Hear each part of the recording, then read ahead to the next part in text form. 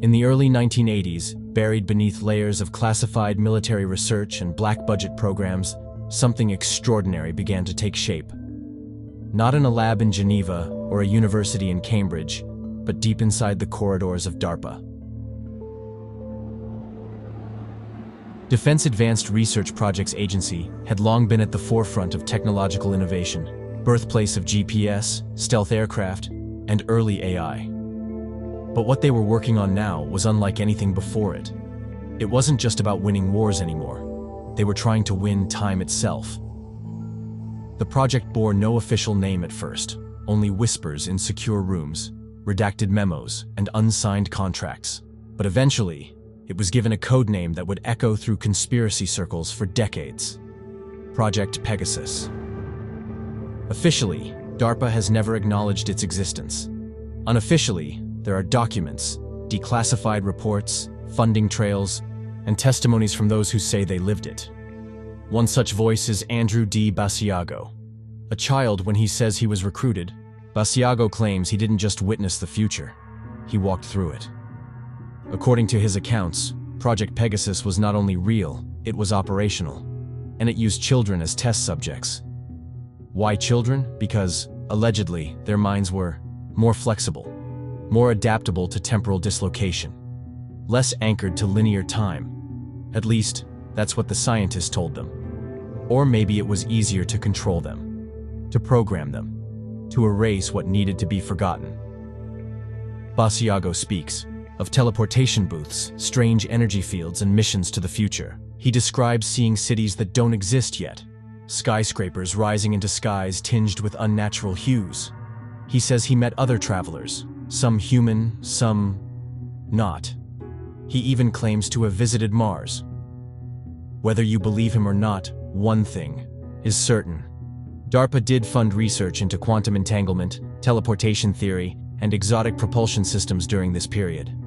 The money was real, the secrecy was real, and so, perhaps, was the experiment.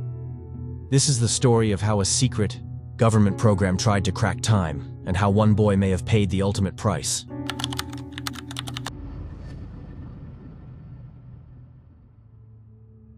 It started with a booth. Not the kind you find in a photo shop or a phone kiosk, but something far more advanced. A chamber, humming with energy, flickering lights, cold metal walls, and at its center, a strange, swirling field that seemed to defy space itself. Andrew Basiago was just 7 years old when he stepped inside. He remembers the fear, not of the unknown, but of being watched, of being tested. Scientists in white coats monitored every heartbeat, every breath. There were no comforting smiles, no reassuring words. Only instructions: step in, stand still, don't move until it's over. Then came the sound, a low-frequency hum that vibrated through his bones. The air thickened, reality blurred, and then, suddenly, he wasn't where he had been. It felt like falling through light, he later recalled. One moment, he was in a sterile lab in New Mexico. The next, he was standing beneath an unfamiliar sky. The year was 2091. At least, that's what they told him. The city around him didn't exist in any map or database known to history. Towering structures of glass and steel pierced clouds tinged with neon hues. Vehicles hovered silently above the ground. People moved with precision, some human, others different. Was it real? Or had he simply been shown a simulation, a projection of possible futures? The scientists never said. They only asked questions. What did you see? Who was there? Did anyone notice you? And always, the same chilling follow-up. Can you go back? But each trip took something from him. Memories began to unravel. Names of friends faded. Faces of family members grew distant. He would wake up screaming, unable to recall his own birthday. Time travel, they claimed, was safe. But no one warned him about the cost, because time doesn't forget. It only fractures, and once broken, some things can never be put back together again.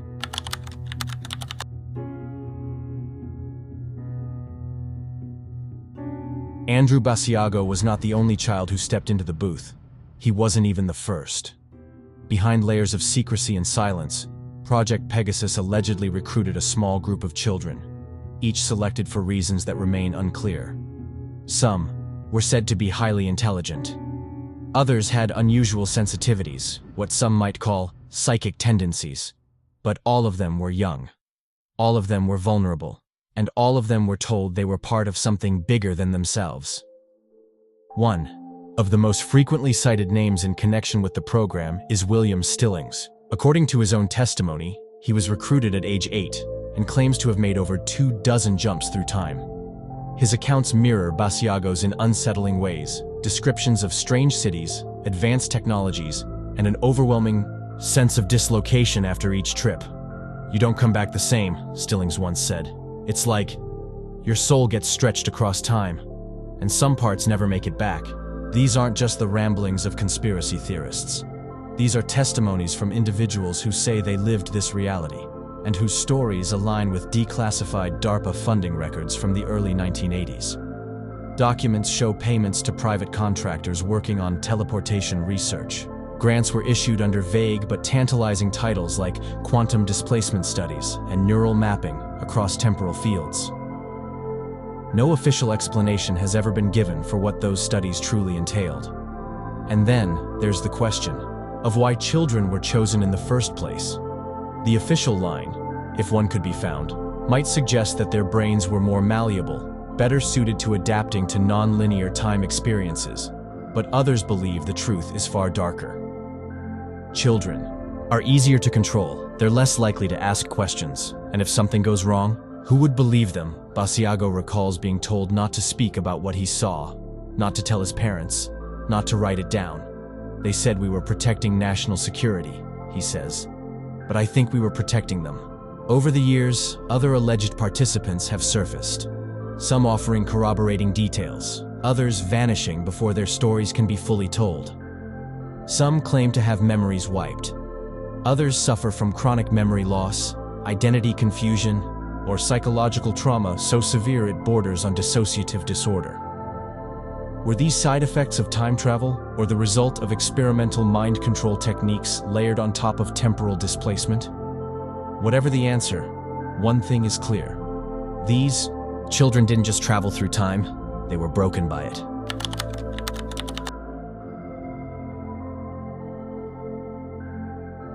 Time is not a road, it's a river.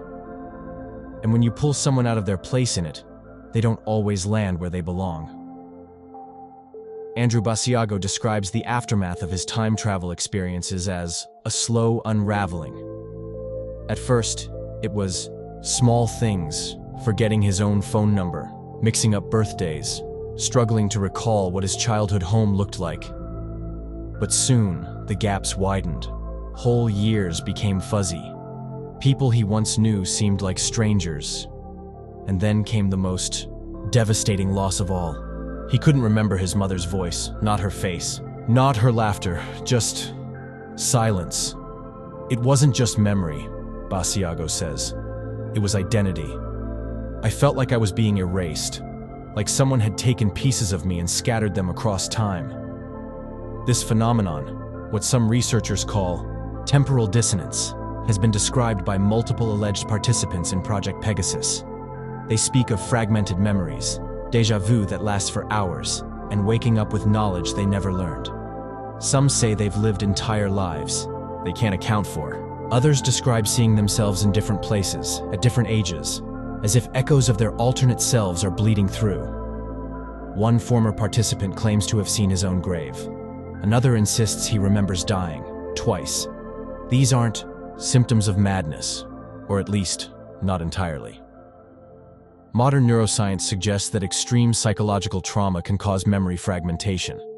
So can exposure to high-frequency electromagnetic fields, something allegedly used inside the teleportation booths. But what happens when that trauma isn't just emotional or environmental, but existential? When your very sense of self is disrupted not by injury or illness, but by time itself? The human brain is built to experience time linearly, cause and effect, past leading to present. But when that structure is shattered, when a person exists in multiple timelines simultaneously, the result can be catastrophic. Think of it like this. If you were to live 10 different versions of yourself across 10 different years, which one would be real? Which one would be you? For the children of Project Pegasus, the answer may never be clear. Their minds bear the scars of journeys no child should ever take. And in the quiet moments, when the noise fades and the memories flicker, they are left with only one question: who am I, really? Because time doesn't just move forward. Sometimes it erases.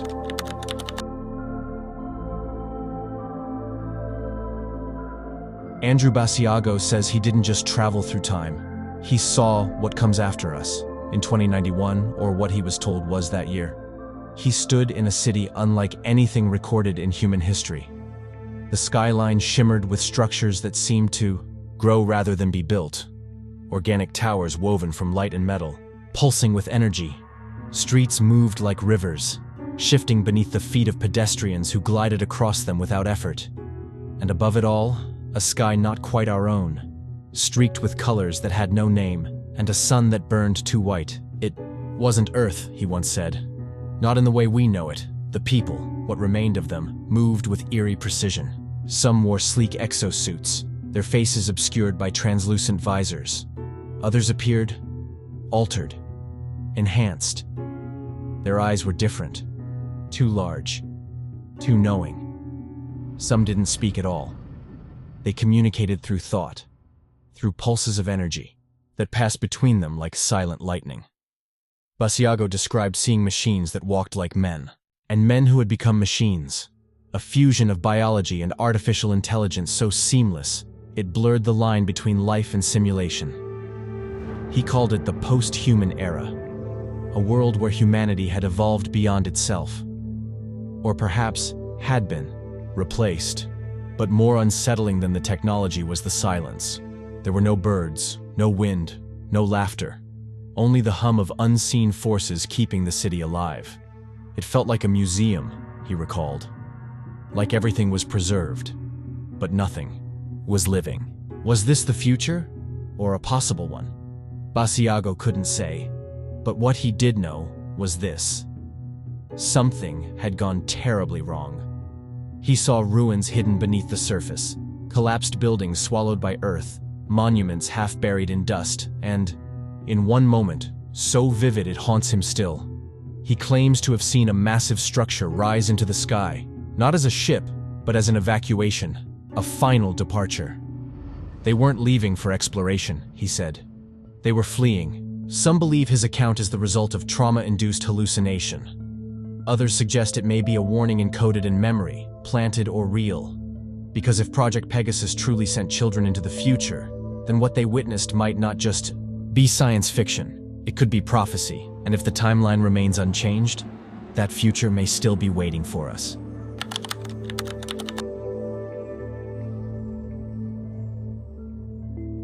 If Project Pegasus was real, if children truly traveled through time and witnessed a post-human future, then someone went to great lengths to erase the evidence, and not just the documents. The people, too.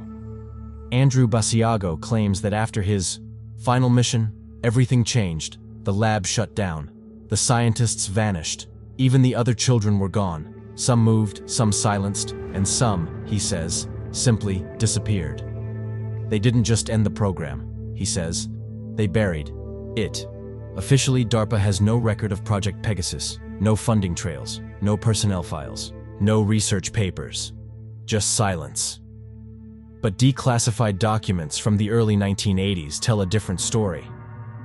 Between 1981 and 1983, millions of dollars were funneled into classified projects under vague titles like quantum displacement studies, neural temporal mapping, and advanced cognitive experimentation. These grants were awarded to private contractors with deep ties to military intelligence, companies that no longer exist today. One such firm was Melpar, Inc., a subsidiary of Martin Marietta known for classified government work during the Cold War. Internal memos suggest they were involved in experimental teleportation research, though the full extent of their work remains unknown. So who knew what, and why was it hidden? Some believe the highest levels of government were aware. Others suspect it was kept secret even from most officials. run by a shadow network within DARPA itself. A black project so sensitive that only a handful of individuals had access. Basiago recalls being told never to speak about what he saw, not just by the scientists, but by men in dark suits who arrived after each mission. Men who asked questions without names, who left no records, and who, he says, made it clear, if you talk, no one will believe you, and worse, you might not exist at all. Was this a warning or a threat? There are reports of memory suppression techniques being tested alongside time travel, methods designed to erase or compartmentalize experiences, hypnosis, drugs, psychological conditioning. Some former participants claim they were subjected to these treatments for years after the program ended. And then there's the question of why it was shut down. Was it because it worked too well? Because the future they saw was too dangerous to understand? Or because time travel itself is something humanity was never meant to control? Whatever the reason, the consequences remain. For those who lived it, the past is fractured, the present feels unreal, and the future, already seen, feels inevitable. Because once you've looked into time, it never stops looking back.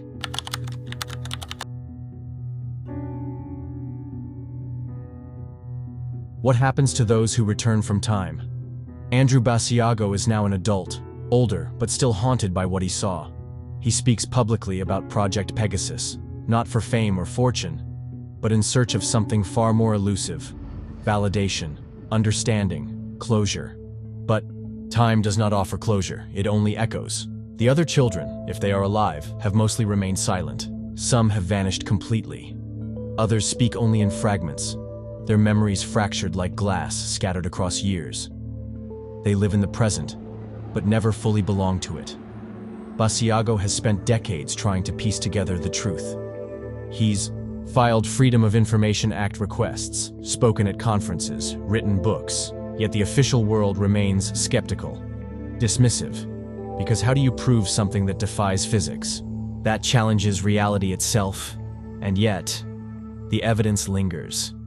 DARPA did fund research into teleportation and neural mapping. Scientists did explore quantum entanglement as a potential key to time travel. And there were children, real ones, who disappeared from records, changed names, or suffered inexplicable psychological breakdowns. Was it all coincidence, or was it cover-up? The legacy of Project Pegasus is not one of triumph. It is one of warning. If we can break the laws of time, should we? If we can see what comes after us, can we change it? And if we do, what becomes of those who make the journey? For the travelers, time is no longer linear. It loops, it fractures, it forgets, and sometimes it takes pieces of them with it. In the end, Andrew Basiago says he doesn't want revenge. He doesn't even want to go back. He just wants to be sure that he was real, that it happened, and that someone, somewhere, remembers. Project Pegasus may be buried in classified files and fading memories, but its story is far from over. Andrew Basiago came back from the future and couldn't remember his mother's voice. That's not just science fiction, that's human tragedy, whether you believe his account as truth, trauma-induced memory, or something in between. His experience raises questions we all must face. What are the limits of time? What price are we willing to pay for progress? And who gets to decide what history remembers and what it buries? If you found yourself haunted by this story, if it made you wonder about the nature of time, memory, and identity, then share it. Talk about it. Question it. Because sometimes, the greatest danger isn't the experiment itself, it's forgetting that it ever happened. Thank you for listening.